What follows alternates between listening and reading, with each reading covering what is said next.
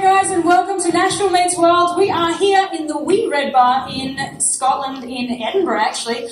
We're sitting here with an incredibly wonderful and patient live audience, and I am blessed to be with the incredible Andy White. Hi. Hi Zoee, how are you doing? Good, great to be here. What an incredible little setup this here is right now. It's sweet, it's red, and it's a bar. It's right, and it's small. It's very intimate. That's the wee bit. Yeah, Right. yeah. So, going on from that topic, what's happening here tonight, other than this crazy interview we're doing? We're here because you're playing a show. I'm playing a show, and You're you're opening the show very kindly. Oh, thank It's you. very Yes. lovely that you said yes, you would do it. So you're... I'm on tour. You're on tour, right? Yeah, I've done lots of dates in England, and one in Wales, and I've been in Northern Ireland, and Dublin and Cork. And we've just come over today from Cork. You just come in today?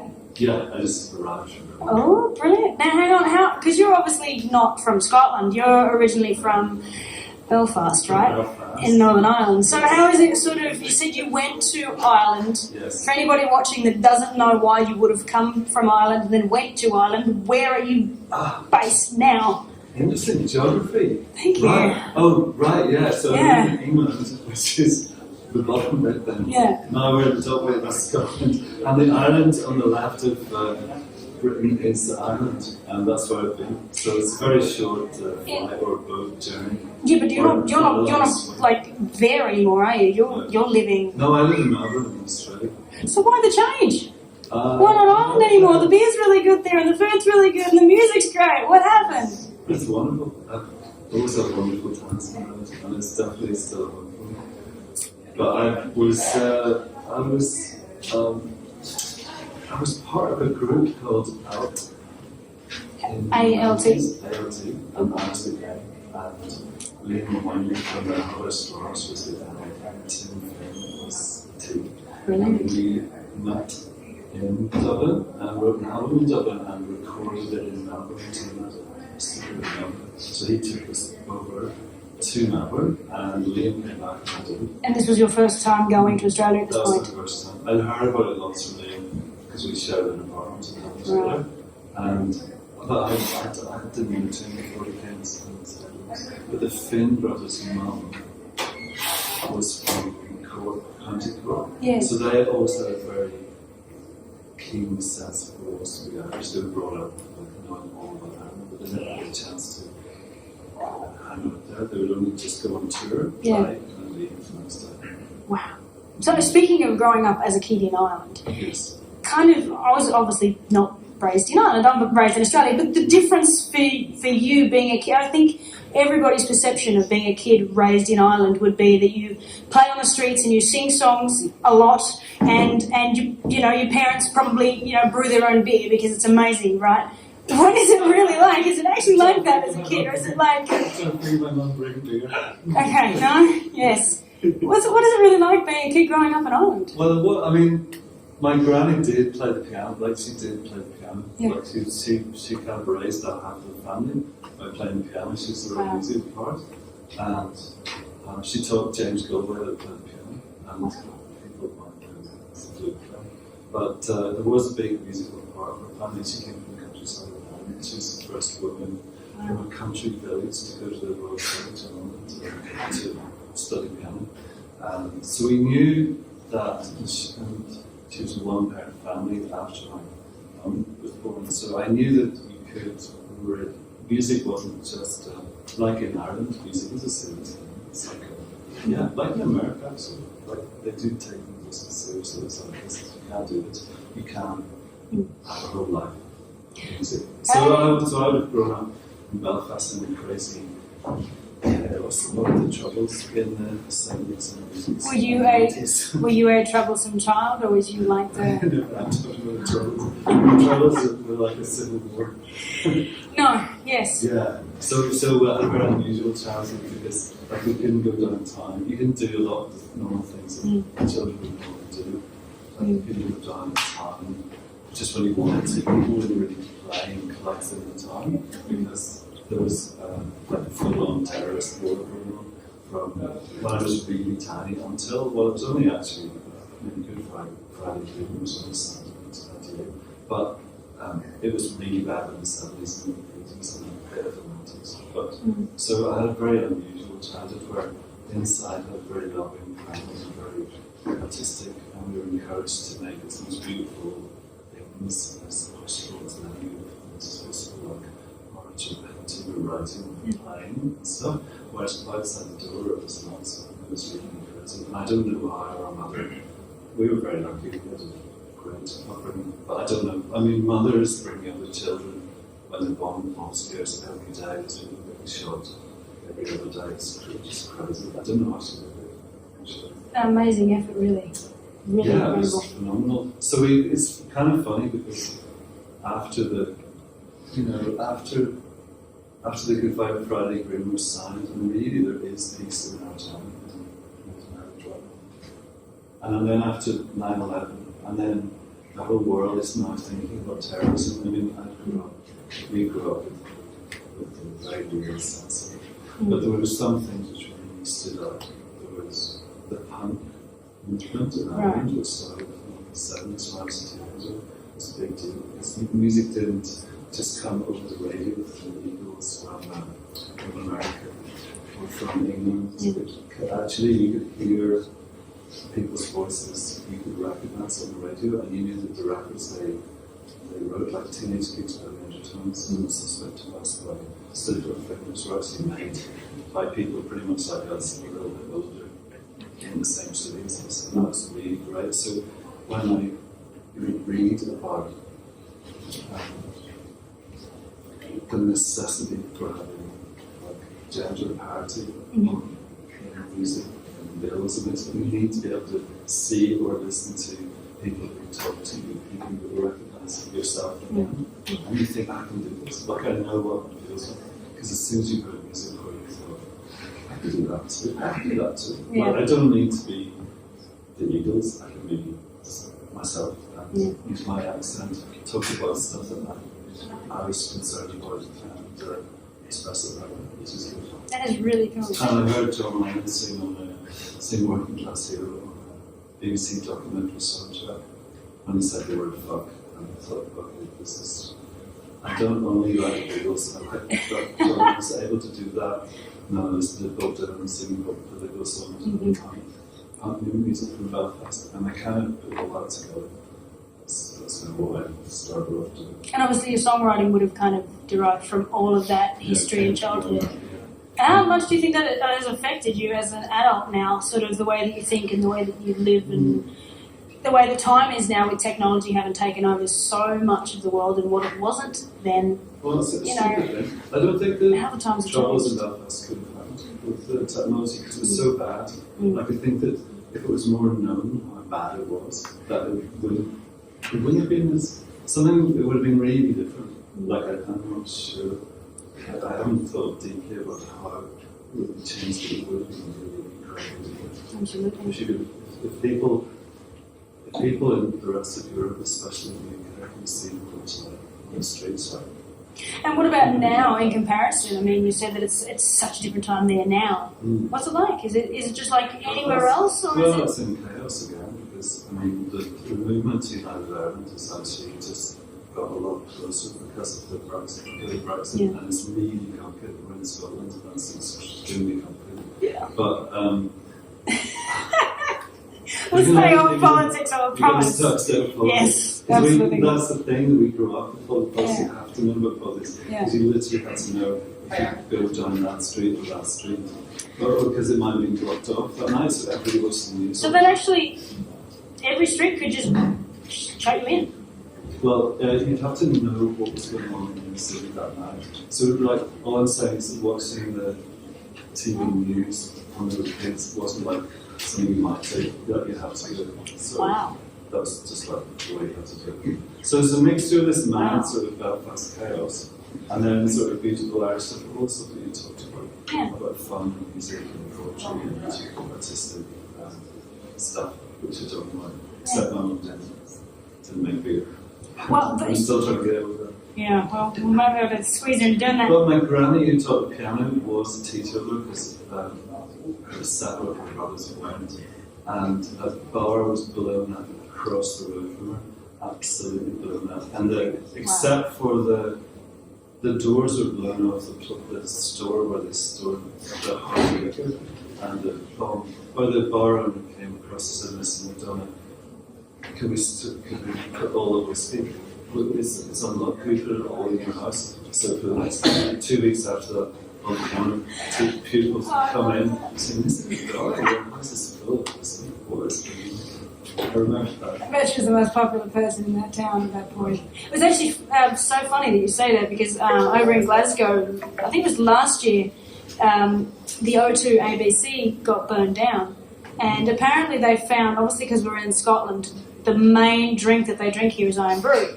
And it's almost like, it's not like Fanta, but it's an orange, it's not really like anything you've ever tasted. It's Scotland. It's very Scotland. I can't describe it in any other way, and for anybody that's tasted it, you'll know what I mean.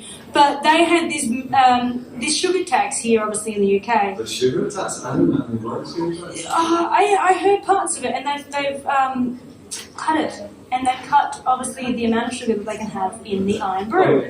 Right, and the Scottish, it's their national drink. It's like Vegemite for Australians. It's like taking the Vegemite away from us. We just not know what to do, right? So they took the sugar out of this Iron Brew, and they found the original crate of Iron Brew in the bottom of the ABC O2 in Glasgow. The original crate, the first one. Not the first one, but the original floated one with the original sugar amount that they grew up on, that they loved.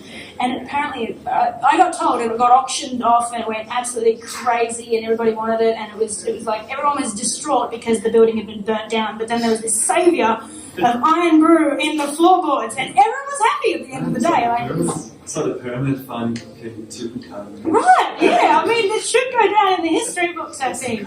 The mummy. Right. It's just as historical. If you talk to any Scotsman about it, they'll totally agree with that. I will. Yeah. I hope that that's all historically fact, but true, by the way. No, yeah. I believe you. So. Yeah, well, But you're from an island as well. You're from Tasmania. I'm from Indaloo, Tassie, yeah, so that's kind of a bit So I'm speaking Tasmanian. Not lots, but we have, I think, less people. So we have less people. Yeah, and we have more things that will bite you.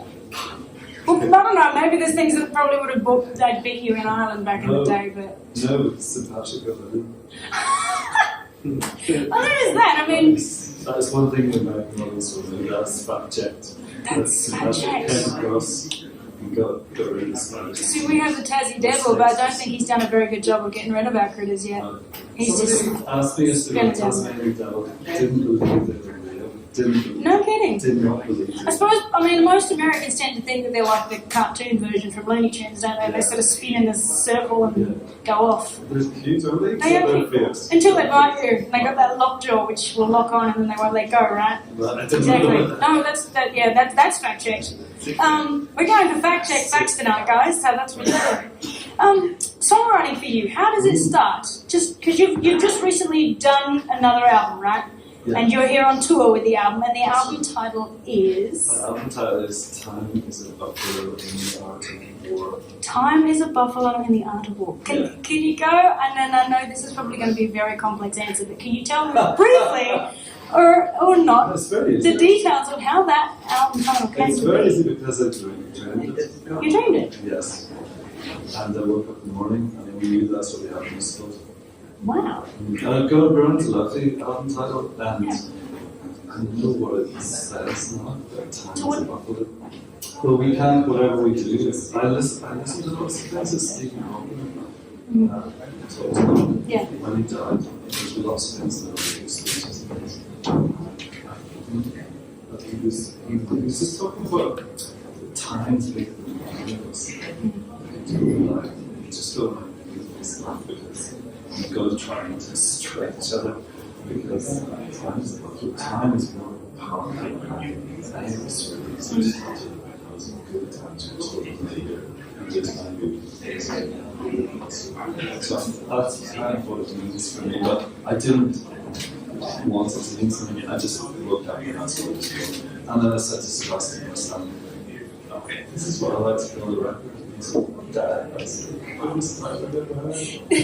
those the exact quote unquote words? Yeah, Yeah. said that. Genuinely, I love that. As soon as he said that, I was like, okay, That's this it. is what, because you should have albums. Well, I've had albums in the past called, teenage, like one word, which is about how can you like that? Yeah. I don't know to do what I didn't have values to do exactly what I like. How many albums have you done? That's the 14th. The 14th? Yeah. And there's like So you're kind of like a pro in naming them now. That's amazing. Fact checked on that Well, one. it's Wow. interesting when you know what the record's from. Like, Yeah. often you know, really, this one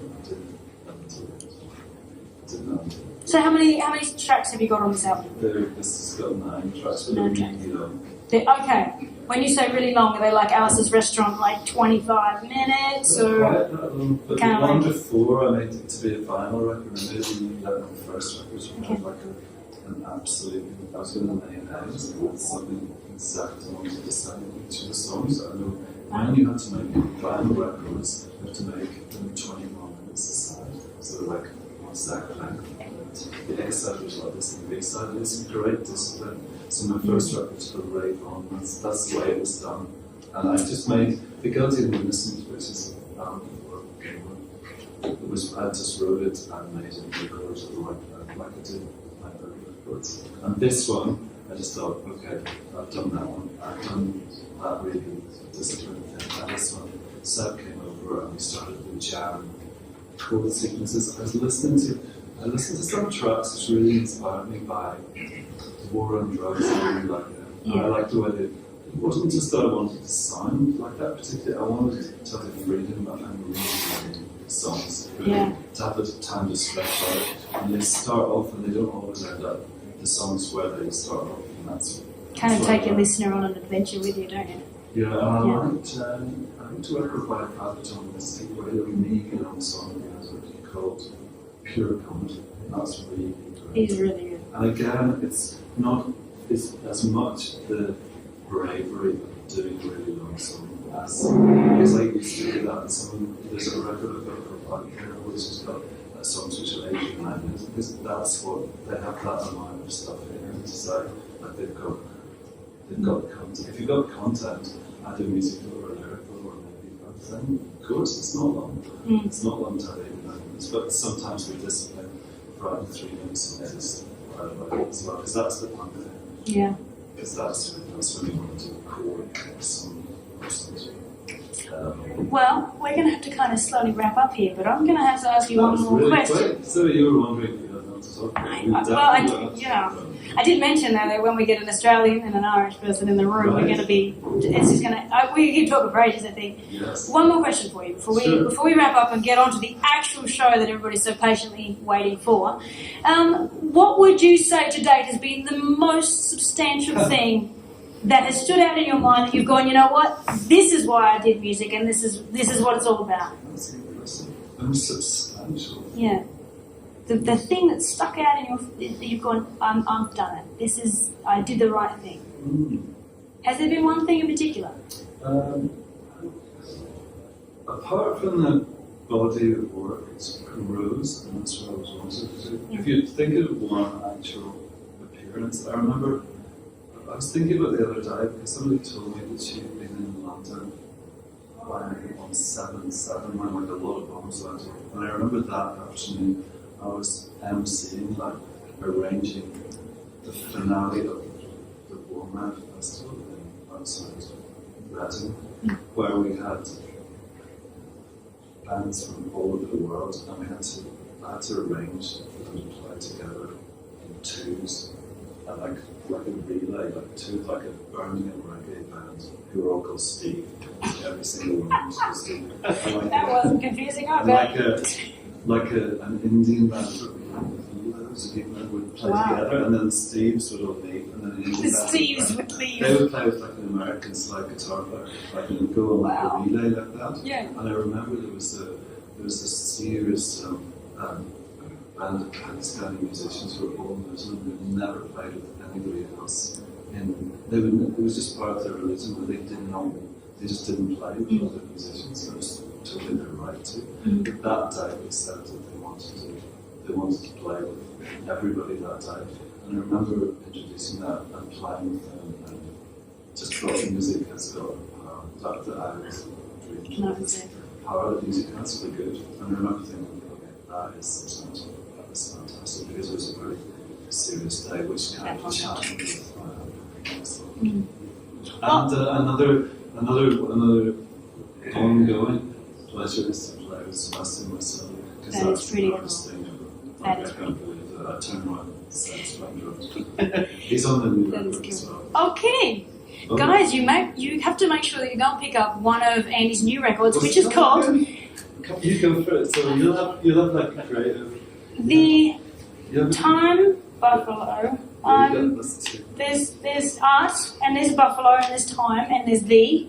Yeah. And I've just got them all in the wrong order. Please do it, because you're the pro at this stuff. Remember this. Time is a buffalo in the art of war. Do not ask me for the title again, because it's going to escape me. It's a miracle that I can even remember lyrics of my own. Andy, thank you so much for being on the show. And thank you guys so much for watching.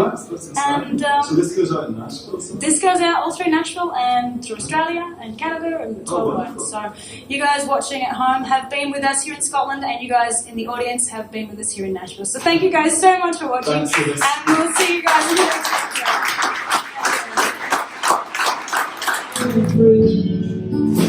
He stops up a cigarette into the ashtray of the rich. Blows someone the kingdom come to pay for the privilege. It's an age-old story. Move up, move out, move on. An age-old story. You come, you're going, you're going. Anger is thugs, you break down the door. Anger and peace is revolution and war. If you feel pain, do you know what it's for? You see the thing, your empathy is not enough, no more.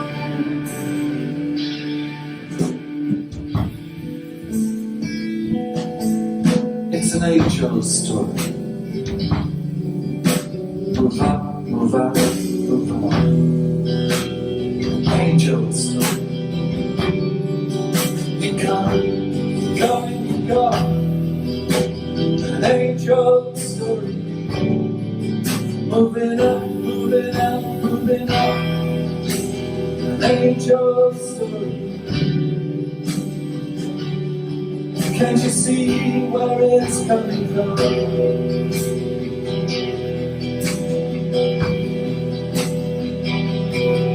Can't you see where it's coming from?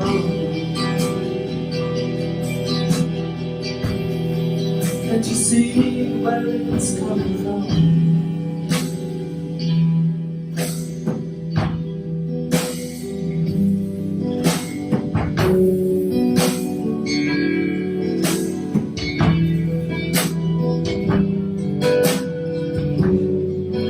As the seasons turn,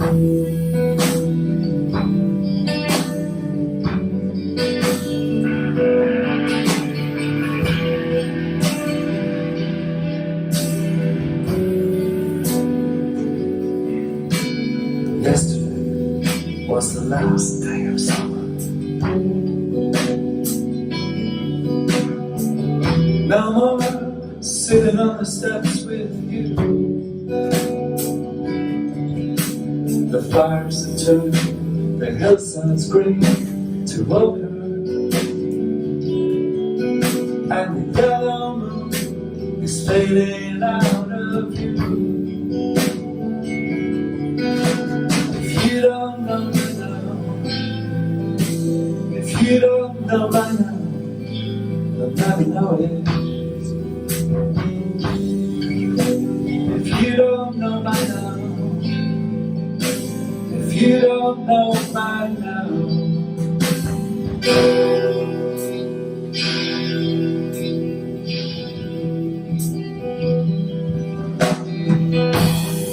this is the first day of autumn.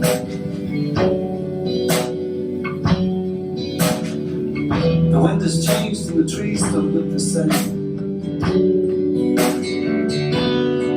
Yeah, the fires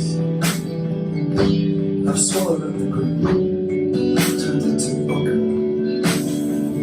That's the weather man can explain. If you don't know by now, if you don't know by now, you'll never know it. If you don't know by now, if you don't know by now,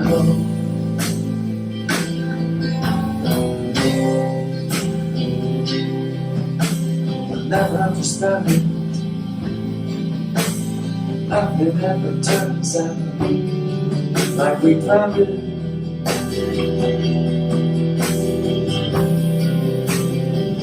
Quite like we planned it.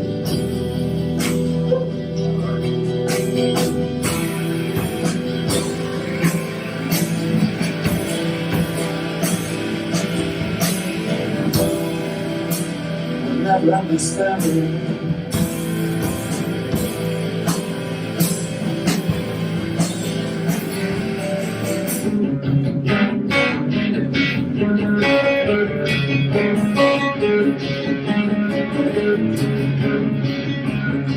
It's the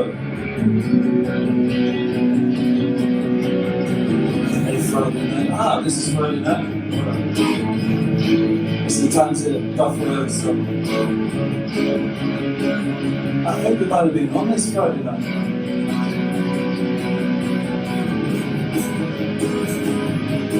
Oh, yeah.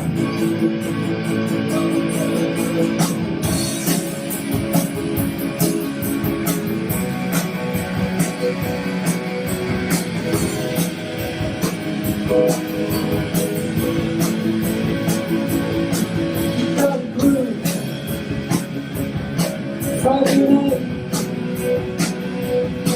you gotta move if it feels right. Downtown bar, 18 hours, the sun going down. Plans are lining up, sure as evening comes around. Little Jimmy with his razor, in from outer space. Little Susie with the sailor says time is not a race. Somewhere in the distance, saw the ball and checked in on time. I've been playing here for years, since 1989. Remember the days that were coming down. Remember the place where we got along. Brian from the hammer shop, he got his best dress on. He says he hasn't felt like this since Hunky Dory came along. Hippie Sarah from the pawn shop got a picture in the British steel. Sorry, not record production. She says the times are hard to feel. Remember the days that we're coming from. Remember the place where we got along. You gotta get back to where you belong. Friday night, you gotta move. Feel alright. You gotta move. Friday night, you gotta move. Feel alright. You gotta move. Pick up the right wing crew with the right wing cigarettes. They've got a right wing point of view that hasn't been invented yet. We threw the nights so early, they couldn't pay the price. That's what you got for rocking the house up, putting us through things twice. It goes behind the door, takes him to the beaches. Everything is possible. Knowing he's gonna leave, gonna leave. Friday night, you gotta move. Feel alright. You gotta move. You see it's Friday night. Oh yeah. Oh yeah. And the vibe is familiar. And time is on our side. And the rainbow dawn exploded. And we ever get by. And the band is getting louder than we could ever do before. None of us can ever feel just like we did before.